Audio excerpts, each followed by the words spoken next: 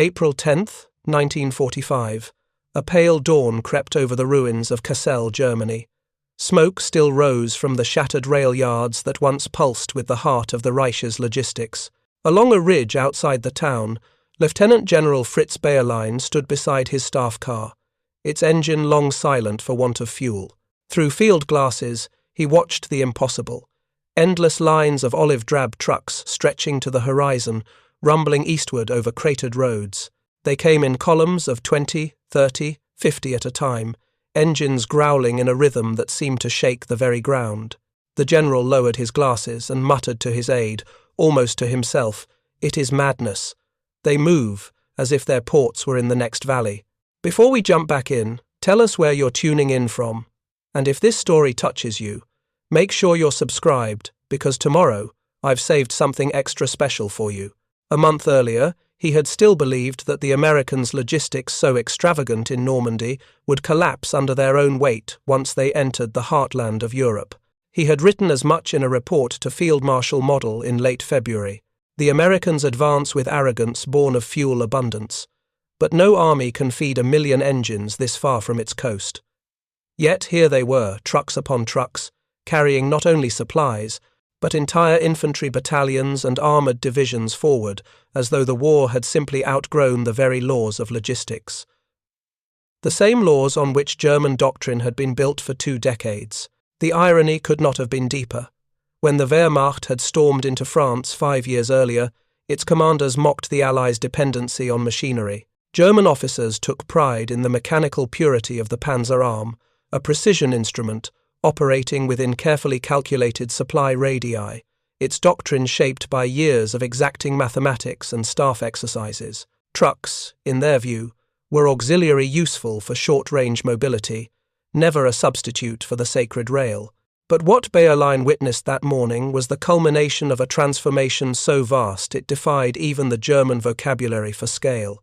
Those American trucks, once derided as crude civilian machines, had become the bloodstream of an empire at war, a logistical miracle that would carry armies from the beaches of Normandy to the Elbe faster than German fuel planners could redraw their collapsing front lines. To understand why this vision shattered the German military mind, one must return to the doctrine that had defined that mind, to the iron laws of movement and supply that no one in the Reich had ever imagined could be broken.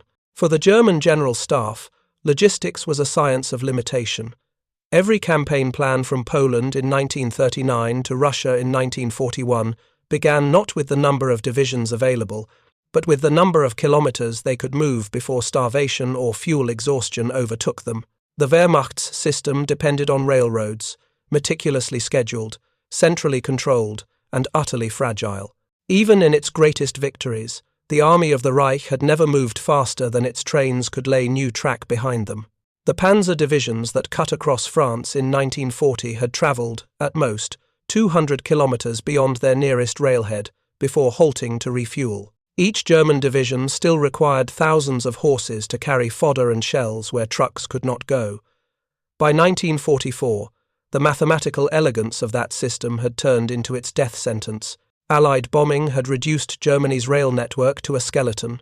Bridges lay twisted over rivers. Depots smouldered where warehouses had stood. Without rail, the Wehrmacht's heart stopped. Without fuel, its tanks became monuments. The Americans, however, had built something entirely alien to that world. Their war was not one of scarcity, but of abundance, not of calculating limits, but of inventing ways to exceed them. To the German observer, the American truck appeared an ordinary creature. 6 wheels, a canvas roof, a wooden bed, but to those who commanded them, they were something more profound, the embodiment of American industry's brute faith that any obstacle could be solved through scale. From the moment the United States entered the war, its quartermaster corps began treating mobility not as a luxury, but as an infinite resource. Between 1941 and 1945, American factories produced nearly 2.5 million military trucks, more than the combined total of every other combatant nation. The GMC CCKW, the Studebaker US-6, the Dodge WC series, these became the true engines of Allied victory. To German officers like Bayerlein, such numbers bordered on fantasy. In his staff years, he had been taught that production capacity was bound by natural limits, labor, materials, and above all, fuel. America, it seemed, ignored all three. By the spring of 1945, the United States Army in Europe operated over 600,000 motor vehicles, enough to move not merely its supplies, but its soldiers, artillery, and engineers, as if the continent itself were on wheels.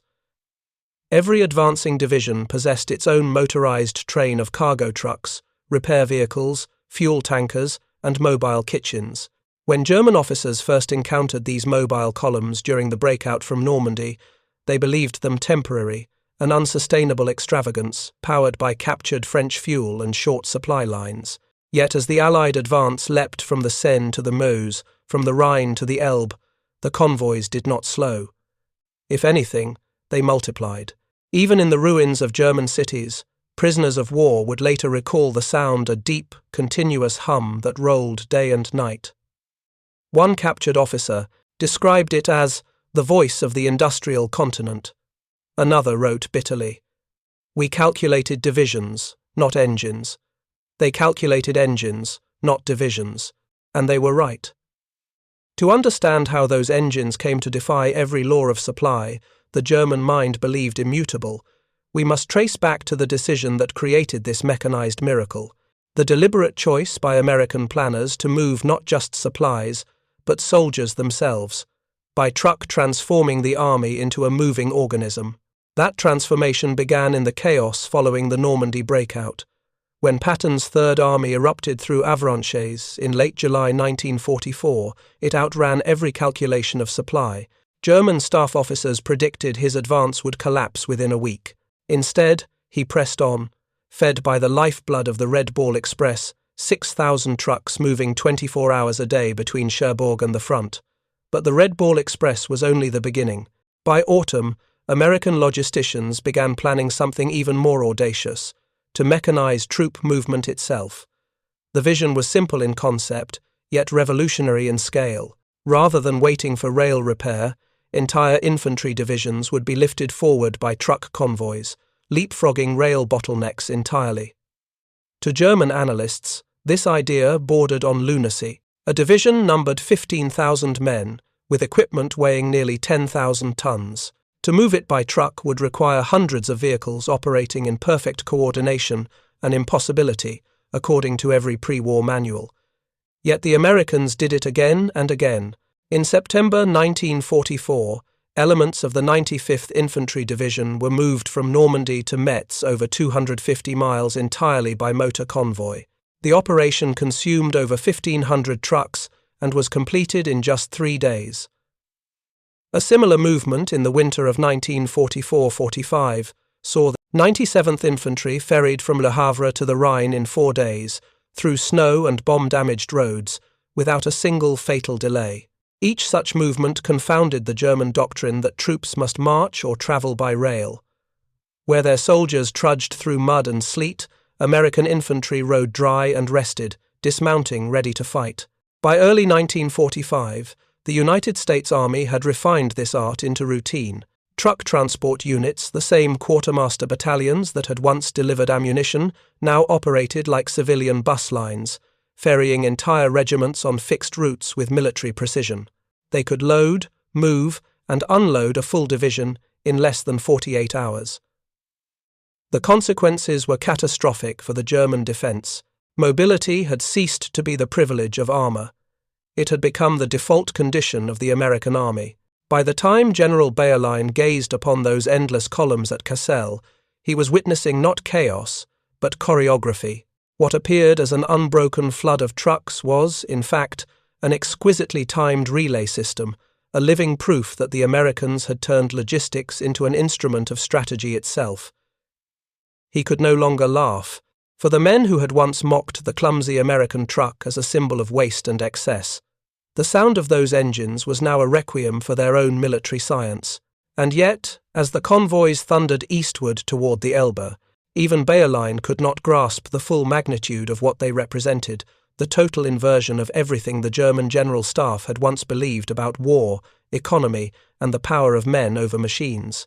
It would take captivity and reflection for him and others to realize that what they had witnessed was not merely an army moving faster than rails, but a civilization that had made movement itself limitless. In the spring of 1945, as German resistance crumbled west of the Elbe, Allied intelligence officers began interviewing captured staff officers about their final campaign assessments.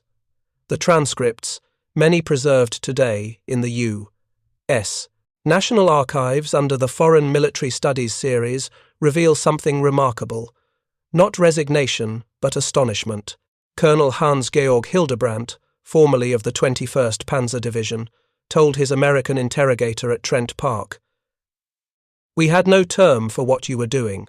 We thought it was chaos, so many vehicles, so much waste. Yet it functioned like a tide that never ebbed." The tide he described was built not in Europe, but in the foundries, assembly lines, and refineries of the American heartland.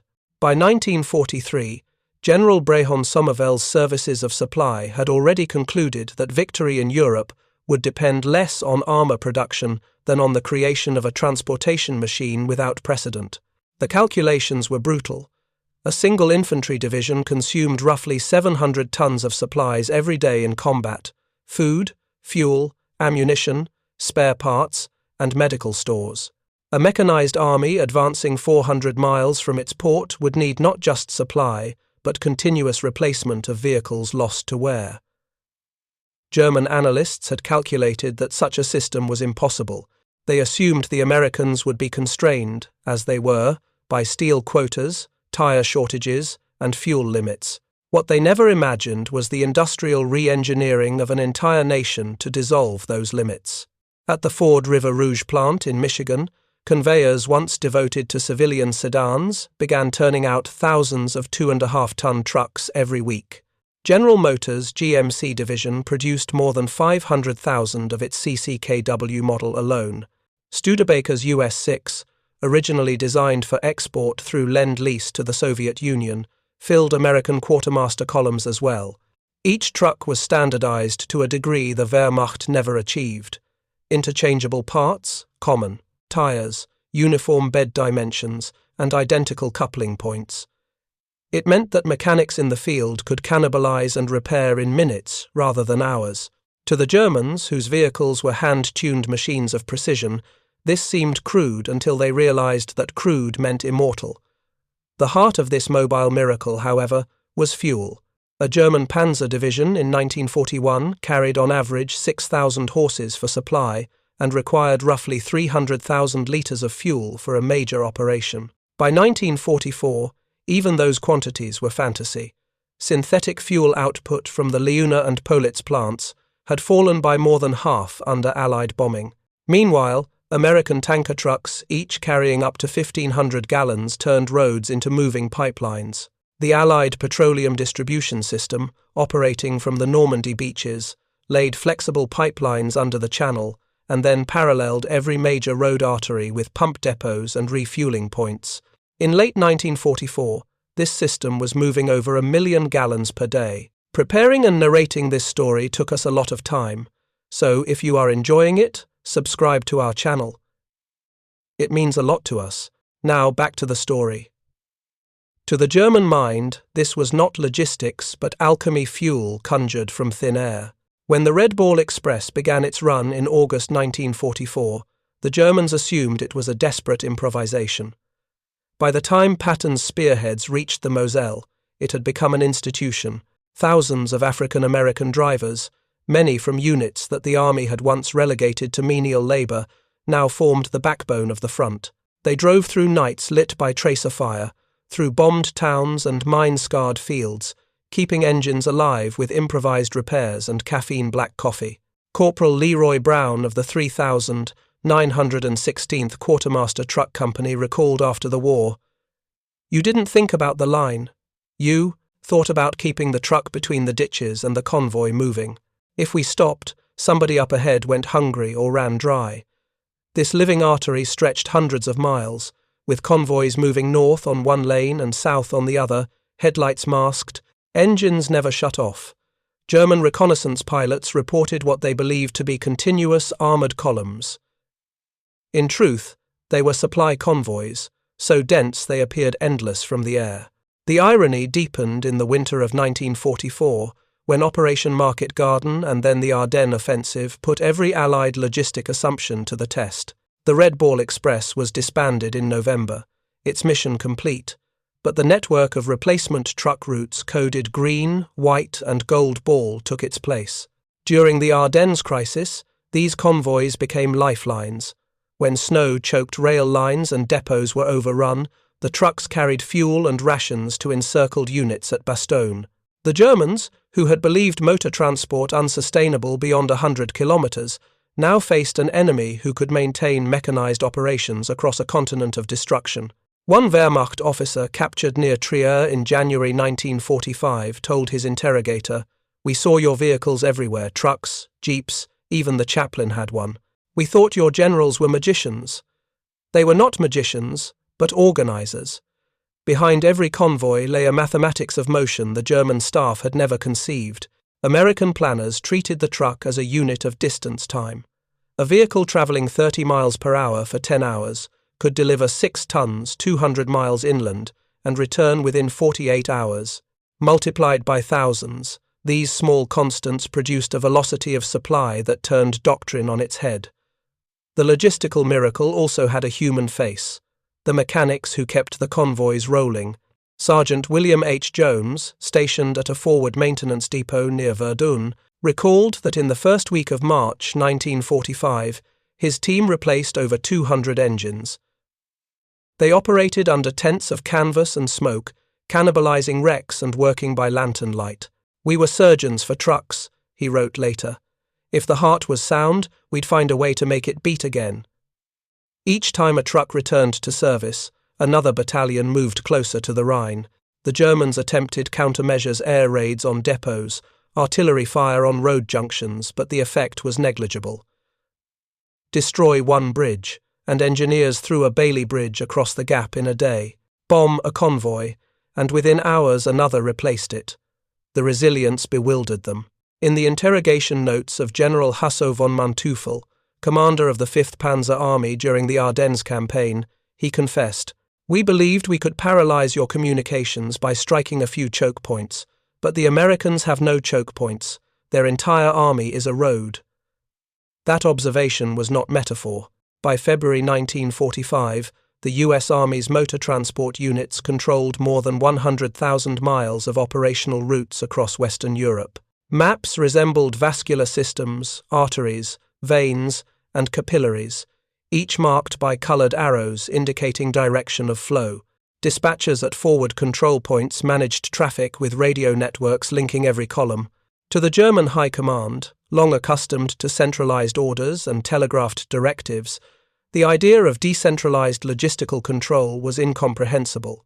Yet it was precisely this decentralization, the ability of junior officers to reroute convoys, adjust schedules, and improvise repairs that kept the American advance fluid. Even the psychological component of this system mattered. American soldiers were taught that the Army's mobility was its invincibility. The sight of constant movement reinforced morale. No unit felt abandoned, no front line seemed isolated. German memoirs often remark on this contrast. Where their soldiers felt trapped, the Americans appeared perpetually in motion, as if momentum itself were a weapon. General Wilhelm Keitel, reading captured field reports in late March 1945, scribbled in the margin, "Enemy movement exceeds calculation. Our models no longer apply." By then, the models had ceased to matter. The American advance across the Rhine was not a traditional maneuver, but a migration whole corps lifted by truck, engineers and infantry following armored spearheads in waves that the crumbling German network could neither predict nor stop. At Remagen, where the Ludendorff Bridge fell into American hands on the 7th of March, 1945, truck convoys began crossing within 24 hours, carrying bridging equipment, ammunition, and fuel to the East Bank. Within 3 days, more than 20,000 vehicles had rolled over. A German staff officer, observing from the hills, recorded simply, "They are carrying their country with them." For men trained to worship the rail timetable as the instrument of modern war, this was heresy. Yet it was heresy made real an army that no longer required railroads, depots, or even fixed bases, because its base was always moving. The psychological reckoning was swift. In April, as Allied forces closed on Magdeburg and Leipzig, the collapse of German logistics reached totality. Fuel reserves had vanished, locomotives lay wrecked in their yards, divisions moved on foot, dragging guns by hand. Meanwhile, American convoys rolled past in 6 parallel lanes, engines roaring over roads once built for horse carts. Major Ernst Friedrich Heim, a supply officer captured near Halle, summed it with tragic clarity. We were an army of equations. They were an army of motion. By May of 1945, Germany was a geography of silence. The railways that had once carried entire armies now lay as twisted ribbons of steel. Locomotives stood in rows like tombstones. Along the roads, however, engines still moved American trucks, their tires humming over the cobblestones of a conquered continent. For the German officers who survived to captivity, that sound was more than humiliation. It was revelation. At Camp Clinton, Mississippi, in the summer after the surrender, interrogators noted a recurring theme in the conversations of senior prisoners. Disbelief not at American strategy or weapons, but at its logistics. General Heinrich Eberbach, who had commanded the 5th Panzer Army during the Normandy campaign, wrote in his diary, "We had learned that movement without rail is fantasy. They proved movement without rail is civilization." During their rail journey through the American interior, many captured officers witnessed something that unsettled them even more deeply than defeat. Through the windows of Pullman coaches, they saw endless freight trains carrying trucks, tractors, bulldozers, and jeeps machines in motion even after victory. Major General Friedrich Holscher recorded, "There is no exhaustion here. Their war has become a kind of industry that never sleeps." To men raised in the intellectual shadow of the Prussian General Staff, this was a philosophical crisis. German military science had always defined war as a closed system, a contest of finite resources calculated to exhaustion. The Americans had fought as though no limit existed. They did not economize, they multiplied. Post-war studies conducted by the U.S. Army's Historical Division invited these very officers to analyze what had gone wrong. In his report titled The Effects of Allied Air and Logistical Superiority, General Manteuffel wrote that the decisive factor of the campaign was not tanks or aircraft, but the operational freedom created by motor transport.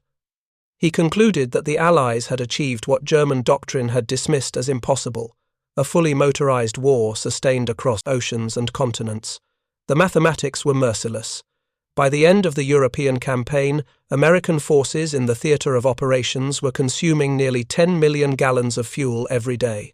They maintained more than 700,000 motor vehicles, serviced by over 100,000 mechanics, and delivered 600,000 tons of supplies each week. Even the Soviet Union, with its vast manpower, relied on 50,000 American trucks supplied through Lend-Lease to maintain its own offensives. Germany's entire wartime truck production, by contrast, never exceeded 70,000 vehicles per year, and those in dozens of incompatible models.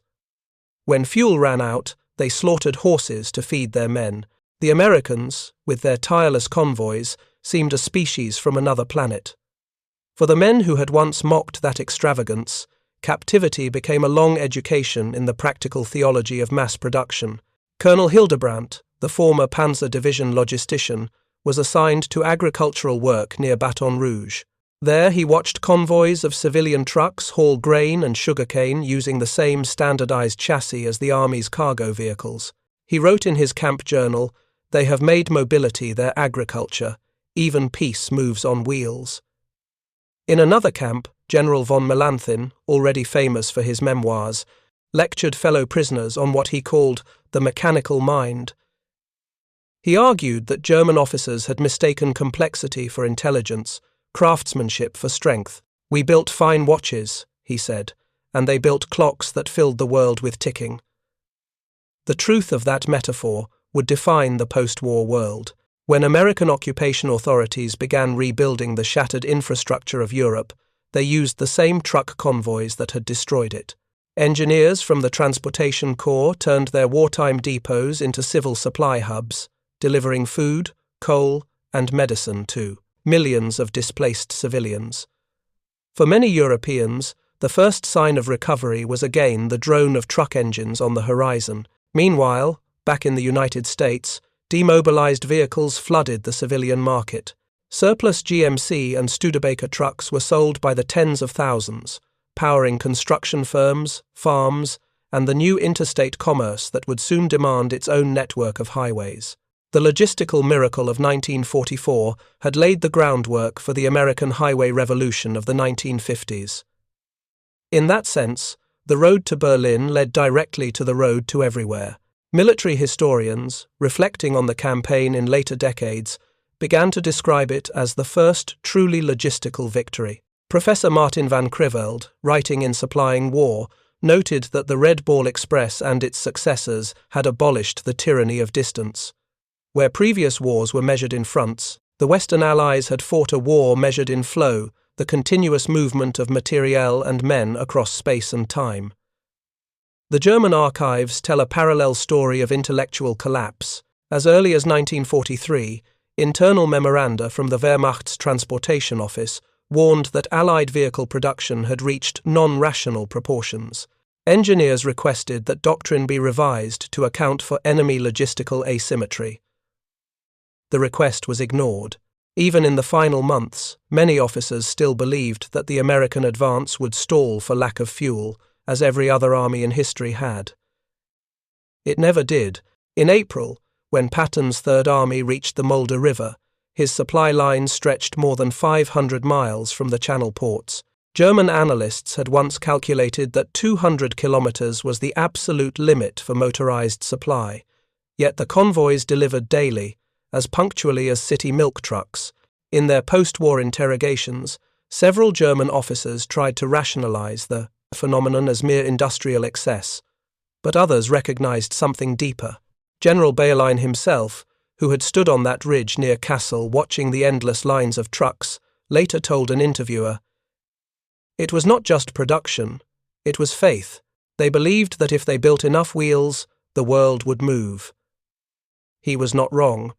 The post-war American military codified that faith into doctrine. The newly established Transportation Corps became a permanent branch of the Army.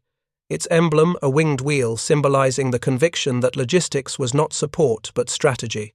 The lessons of the Red Ball Express were taught at West Point and the Command and General Staff College, that speed was the new firepower, and that an army's endurance depended not on territory held, but on mobility sustained.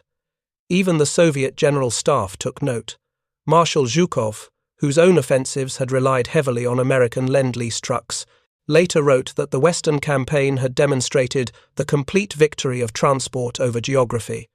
The era of rail-bound war was over. For Germany, the reckoning was personal. The officers who returned home after years of captivity found a nation where the railways, once symbols of industrial modernity, were now ghost lines overgrown with weeds. Reconstruction would depend on the very principle they had mocked road transport.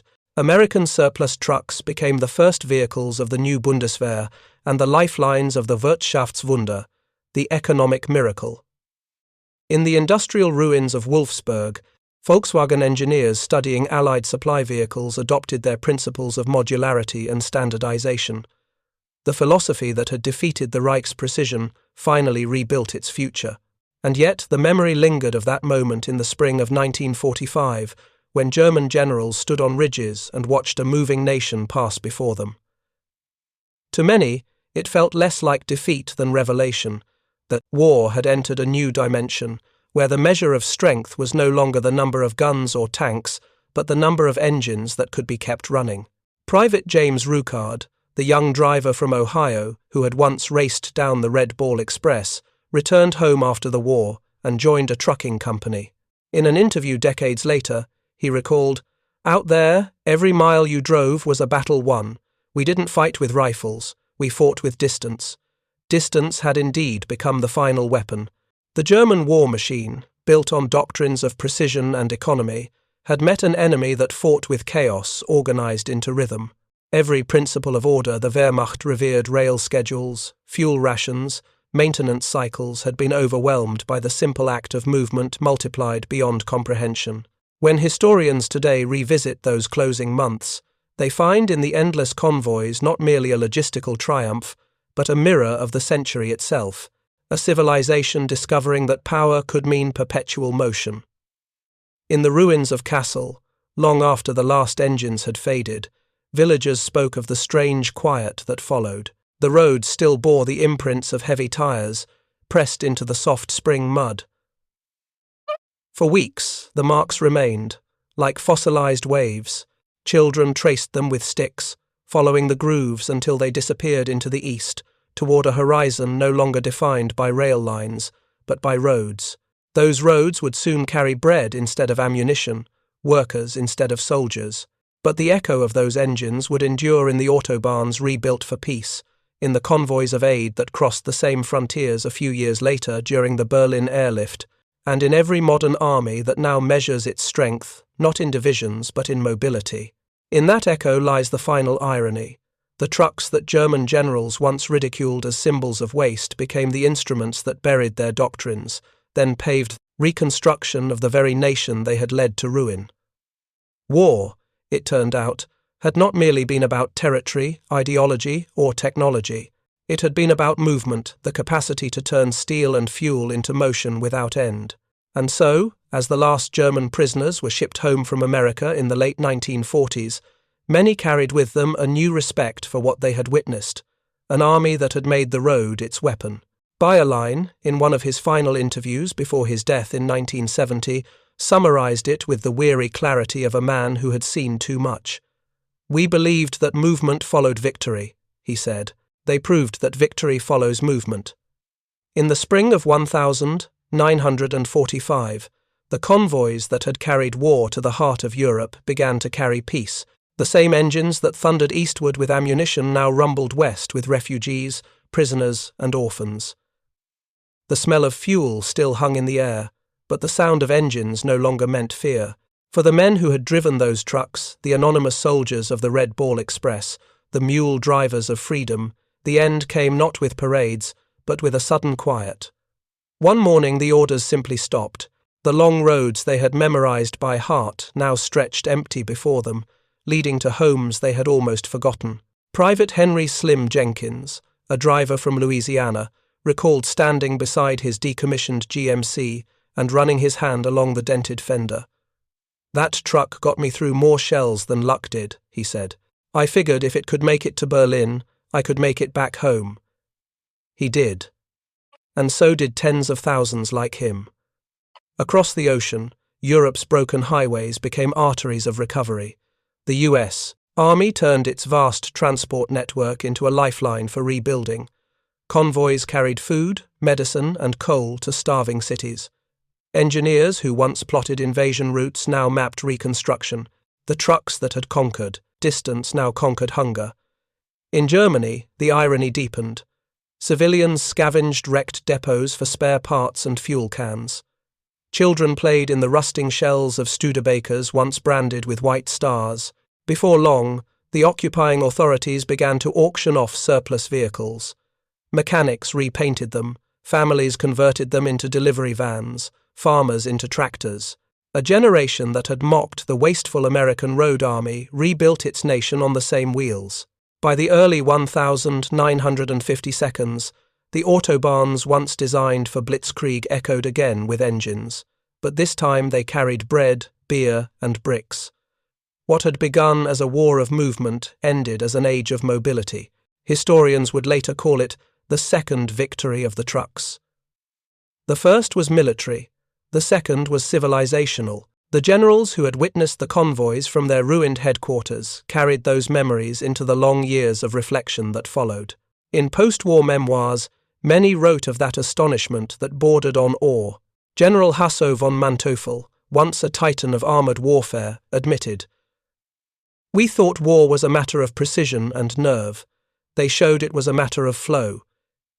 He had meant it literally. Every doctrine of 20th century warfare after 1945, whether Soviet deep operations, NATO's flexible response, or the USS, the concept of full-spectrum dominance was built on the lesson of that flow, that the side which sustains motion wins.